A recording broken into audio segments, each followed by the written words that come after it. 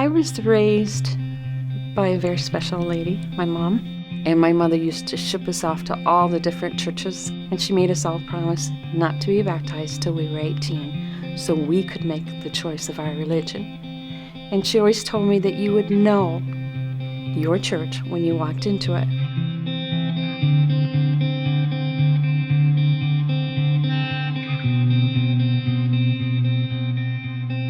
I grew up 18. By 18, I was married and living in Europe. A few years later, I'm a single mother. I touched churches here and there, but none of them just kind of stuck.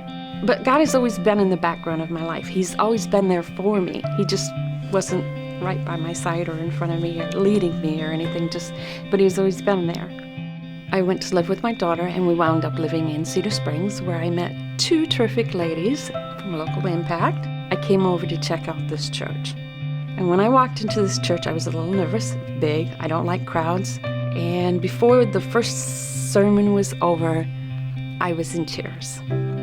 I knew that I had found the heart of my home. And I've been here almost every Sunday since then, and things got really bad. I wound up living in my car for almost 4 months. And everybody said, "How could you do that?" And I said, well, I just believed that God had a reason for me to be in that car, or I wouldn't be in there. Partway through it, I was really being hit with a lot of negatives. And just one Sunday, I just knew I needed to come to Sunday's church. It's the only thing that kept me going, is coming to church. And I looked at my gas gauge and I thought, God, if I go to church, I might not make it back. And then I just said, I got to go. All this negativity around me is just driving me crazy. I've got to go to church. And I said, God, please, just get me to church and back. It takes a quarter of a tank to go back and forth to church, right? My gas gauge was just a hair above a quarter of a tank. And I came that Sunday. And when I got back to the Walmart parking lot after church, my gas tank was still touching the quarter of a tank mark. And ever since, every Sunday, just going to church, I used less gas than just driving around Greenville. In fact, I used as much gas tonight just coming here than I would on a Sunday.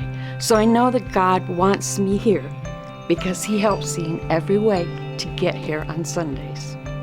And that's, to me, it's a miracle. I mean, I came here for months and used a quarter of a tank, and then because I needed it, God has made sure that I've been able to get here on almost nothing ever since. After almost 4 months in my car, and a lot of prayers from a lot of people here at the church, family, friends, I finally came up on the list for housing, and I got a little apartment in Greenville. It's small, it's hot, but it's mine.